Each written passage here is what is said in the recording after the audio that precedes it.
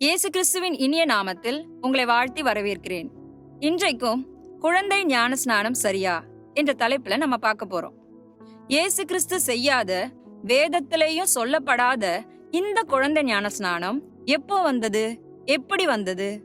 3ஆம் நூற்றாண்டுல ஒரு பெரிய கொள்ளை நோய் உலகெங்கிலும் பரவி வந்துச்சு. நிறைய குழந்தைங்க செத்து போனாங்க. அப்போ ரோம் நகரத்துல புறஜாதியா இருந்து ரட்சிக்கப்பட்டவங்களுக்கு ஞான ஸ்நானம் எடுக்காத தங்களுடைய குழந்தைங்க எங்க போவாங்கன்னு சந்தேகம் வந்து கவலைப்பட ஆரம்பிச்சாங்க. ஞான ஸ்நானம் எடுத்தாதான் பரலோகம் போக முடியும்னு அவங்க நினைச்சதுனால குழந்தைகளுக்கும் ஞான ஸ்நானம் கொடுக்கலான்னு முடிவு பண்ணாங்க. யூத முறைமைப்படி 8வது நாள் விருத்த சேதனம் பண்ற முறை இருந்ததுனால முதல்ல 8வது நாள் ஞான ஸ்நானம் கொடுக்க ஆரம்பிச்சாங்க. வியாதி பரவிக்கிட்டு இருந்ததுனால தண்ணியில மூழ்கி கொடுக்க முடியாதுன்னு தலையில தண்ணிய தெளிச்சு கொடுக்க ஆரம்பிச்சாங்க. பின்னாளில இது ஒரு வழக்கமா மாற ஆரம்பிச்சிடுச்சு. முதல்ல ஞான ஸ்நானம்னா என்னன்னு நம்ம தெரிஞ்சுக்கலாம். ஞான ஸ்நானம் எடுத்தா பரலோகம் போயிடலான்றதுக்காக எடுப்பது ஞான ஸ்நானம் கிடையாது.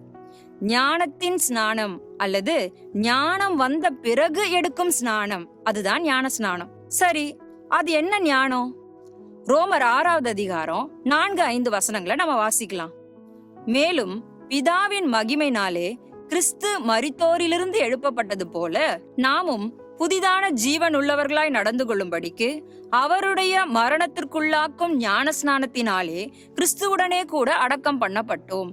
ஆதலால் அவருடைய மரணத்தின் சாயலில் நாம் இணைக்கப்பட்டவர்களானால் அவர் உயிர்த்தெழுதலின் சாயலிலும் இணைக்கப்பட்டிருப்போம். கிறிஸ்துவுக்குள்ள மரித்து அவர் உயிர்த்தெழுதலின் சாயலிலும் இணைக்கப்பட்டிருப்போம் என்று விசுவாசித்து எடுப்பதுதான் ஞான ஸ்நானம். கொஞ்சம் யோசிச்சு பாருங்க. இயேசு கிறிஸ்துவ தன் சொந்த இரட்சகரா ஏற்றுக்கொண்டு அவரோடு ஒரு இணைப்பை பெறுவதற்கான அடையாளமாகவே ஞான ஸ்நானம் கொடுக்கப்படுகிறது. இத யோவான் 3வது அதிகாரம் 5வது வசனத்துல வாசிக்கலாம். ரட்சிப்பு என்பது தனி நபரோட மனம் திரும்புதலோடு சம்பந்தப்பட்டது. பிள்ளைகளுக்காக நாம முடிவெடுக்க முடியாது. இப்ப சொல்லுங்க, ஒரு சிறு குழந்தைக்கு இயேசுன்னா யாருன்னு தெரியுமா? நான் ஒரு பாவி, எனக்காக அவர் மரித்தார், உயிர்த்தெழுந்தார், மீண்டும் வரப்போறாரு, அவரோட நானும் உயிர்த்தெழுந்த வாழ்க்கை வாழப்போகிறேன்னு புரியுமா? இல்ல உணரத்தான் முடியுமா? உடனே வேதத்தை சரியா வாசிக்காதவங்க இப்படி சொல்லுவாங்க, இயேசு கிறிஸ்துவுக்கு அப்புறம் தானே ஞான ஸ்நானம் வந்தது, அதனால மனுஷங்க முடிவெடுத்து செய்தா என்ன தப்புன்னு சொல்றாங்க. முதல்ல ஒன்ன தெரிஞ்சுக்கலாம். ஞான ஸ்நானங்கிறது புதிய ஏற்பாட்டு கான்செப்டே கிடையாது. பழைய ஏற்பாட்டிலிருந்தே இந்த ஞான ஸ்நானம் என்பது இருக்கு. புதிய ஆரம்பத்தை கொடுக்கும்படி நோவாவுக்கும் அவன் குடும்பத்துக்கும் ஜலப்பிரளயத்தின் மூலமா ஞான ஸ்நானம் கொடுக்கப்பட்டது.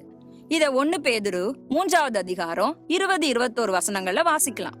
இஸ்ரவேல் ஜனங்கள் புதிய ஆரம்பத்திற்கு போறதுக்கு முன்னாடி செங்கடல் வழியாக மோசேக்குள்ளாக ஞானஸ்நானம் கொடுக்கப்பட்டது. இத 1 கொரிந்தியர் 10வது அதிகாரம் 1-2 வசனங்கள்ல வாசிக்கலாம். பின்பு யோசுவாவின் காலத்துல யோர்தான் வழியா கொடுக்கப்பட்டது. பின்பு யோவான் ஸ்நானன் மூலம் மனம் திரும்புதலின் ஞானஸ்நானம் கொடுக்கப்பட்டது. இப்போ நாம எடுக்கிறது கிறிஸ்துவுக்குள்ளான ஞானஸ்நானம். இதுலயும் கூட சில பேர் இப்படி சொல்றாங்க, செங்கடல் வழியா குழந்தைகளும் போனாங்களே, அப்ப குழந்தைகள் ஞானஸ்நானம் கொடுக்கலாமே. கொஞ்சம் யோசிக்கலாம். அந்த குழந்தைகளின் ஞானஸ்நானத்தை ஞானஸ்நானமாக தேவன் ஏற்றுக்கொண்டிருந்தா யோசுவா மூலமாக யோர்தானை பிளந்து எதுக்காக அவர்களுக்கு ஞானஸ்நானம் கொடுக்கணும்? அந்த சிறு பிள்ளைகளும் வளர்ந்து தேவனுடைய மகிமைய பார்த்த பின்னாடிதானே யோசுவா மூலமாக அவர்களுக்கு கொடுக்கிறார். வேதாகமம் எல்லாவற்றையும் நமக்கு தெளிவாக காட்டுது. கொஞ்சம் யோசிங்க. இந்த சிறு பிள்ளைங்க இயேசுவினிடத்துல வந்தபோது அவர்களை அவர் ஆசீர்வதித்து அனுப்பினாரே தவிர அந்த பிள்ளைகளுக்கு மனம் திரும்பி ஞானஸ்நானம் எடுக்கணும்னு எல்லாம் சொல்லல. தேவராஜ்யம் இப்படிப்பட்ட சிறு பிள்ளைகளுடையது என்றுதானே சொன்னாரு. எனவே மனம் திரும்புதல்னா என்னன்னே தெரியாத சிறு பிள்ளைகளுக்கு ஞானஸ்நானம் கொடுப்பதுல எந்த அர்த்தமும் இல்லை. சற்றே சிந்திக்கலாம். ஆமேன்.